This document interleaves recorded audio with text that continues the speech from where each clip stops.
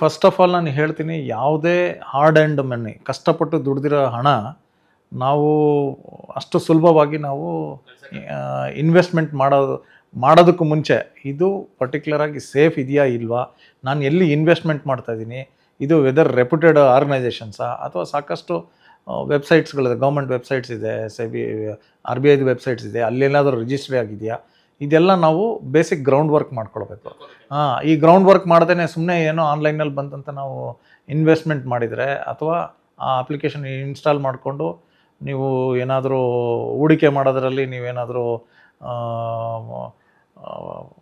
ಭಾಗಿಯಾದರೆ, so ಅವಾಗ ಏನಾಗುತ್ತೆ problem ಅಂತ ಹೇಳಿದ್ರೆ, ಇನಿಷಿಯಲಿ ಏನೋ ಇನ್ವೆಸ್ಟ್ಮೆಂಟ್ ಮಾಡಿಬಿಡ್ತೀರ, ಆಮೇಲೆ ಅದರಿಂದ ವಾಪಸ್ ದುಡ್ಡು ಹಣ ಪಡಿಬೇಕಾದ್ರೆ ಭಾರಿ ಕಷ್ಟ ಆಗುತ್ತೆ. ಸೊ ಈ ಥರ ಎಸ್ಟಾಬ್ಲಿಷ್ಡ್ ಪ್ರೊಸೀಜರ್ಸ್ ಇರಲ್ಲ, ಇದು ಹೊಸ್ತಿರ್ಬೋದು. ನಿಮಗೆ ಇನಿಷಿಯಲಿ ಅಟ್ರಾಕ್ಷನ್ ಏನಿರ್ತದೆ, ನಾವು ಇನ್ವೆಸ್ಟ್ಮೆಂಟ್ ಮಾಡಿದ ತಕ್ಷಣ ವಾಪಸ್ ನಮಗೆ ಬೇಗ ಅಮೌಂಟ್ ಸಿಗುತ್ತೆ ಅಂತಂತೇಳಿ ನಿಮಗೆ ಅಲ್ಲಿ ಬರೀ ಆ ಸ್ಕ್ರೀನಲ್ಲಿ ಮಾತ್ರ ಕಾಣಿಸ್ತಾ ಇರ್ತದೆ.